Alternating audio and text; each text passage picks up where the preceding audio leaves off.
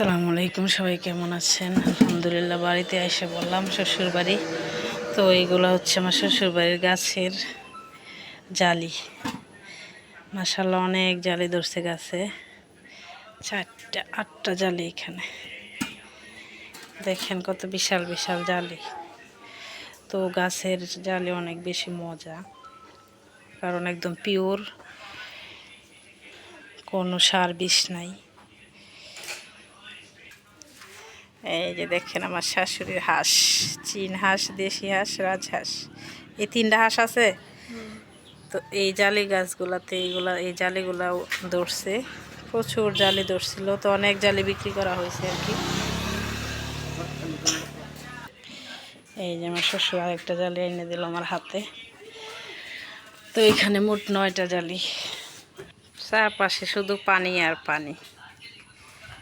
দেখেন পানি থই থই করতেছে, এখানে প্রায় কোমর পর্যন্ত পানি, এত বেশি পানি এখানে।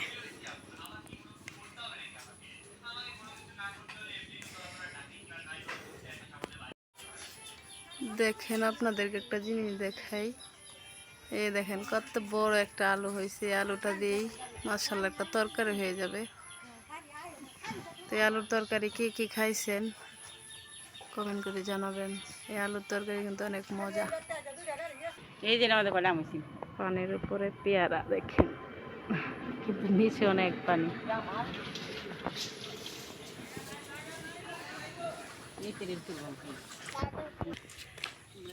তো এই যে আমার শাশুড়ির হাঁস, চারপাশে দেখেন পানি আর পানি। এই যে হচ্ছে আমার শাশুড়ির হাতের লাগানো জালি কুমড়ার গাছ।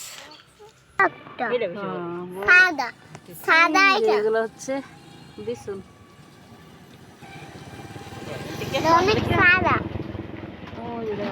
গাছ প্রায় মরে গেছে, কিন্তু তারপরও কুমড়া হইতেছে। তো আমার শাশুড়ির হাতে মাশাআল্লাহ যে কোনো কিছু গাছই লাগাক না কেন হয়। পুচ্ছে গেছে গা। তো এখন সময় হচ্ছে 9টা সকাল।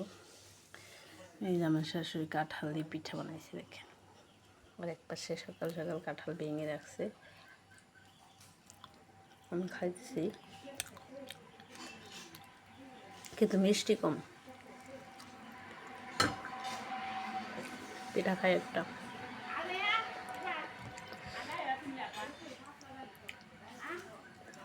কাঁঠালের পিঠা কি কেউ খাইছেন?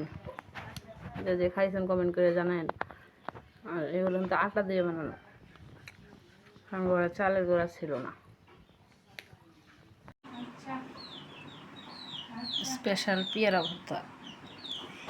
তো গাছের পেয়ারা স্বাদই অন্যরকম, আর পেয়ারা মাখানোর জন্য কিন্তু এখানে আমি আবার একটু টক নিয়ে নিয়েছি, তেঁতুলের টক। তো এত বেশি জাল হয়েছিল যে অনেকগুলো মরিচ দিয়েছি, দেখতেই পারতেছেন। তো আমার হাত পোড়া, জ্বালা পোড়া করতেছিল, এত বেশি জাল দিয়েছি। তো জালে খাইতে পারি না, অবশেষে মরিচগুলো ফালাই দিতে হয়েছে।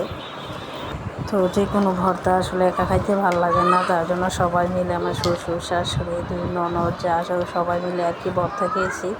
যদিও ঝাল লাগছে, অনেক মজা করে খেয়েছি। আর হাতের অবস্থা কি বলবো, এখন অবধিও হাত জ্বালা পোড়া করতেছে।